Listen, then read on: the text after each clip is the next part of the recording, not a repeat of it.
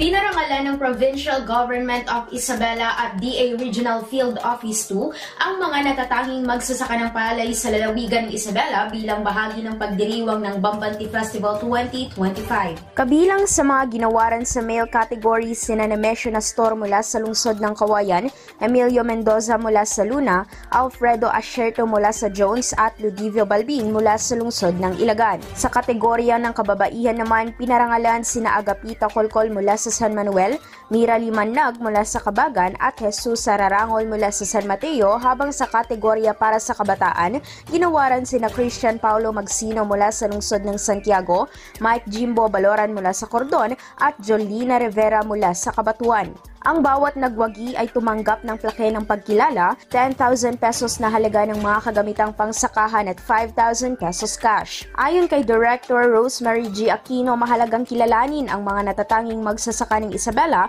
bilang pangunahing tagapag-ani ng palay sa lambak ng Cagayan at pangalawa sa pinakamalaking tagapagtustos ng palay sa buong bansa. Idol, parang bumibilis ba ang pagtanda?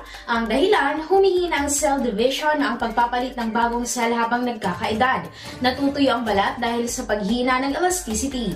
Para mapigilan ito, mag-DTX 500 na. May antioxidants at vitamins, polyphenols at flavonoids na pumipigil sa collagen degradation. Sikreto sa pagiging young looking mo. Para maging healthy, mag-DTX 500 palagi. Para sa IFM News, ako si Idol Zaira Kuntapay. Idol! IFM News.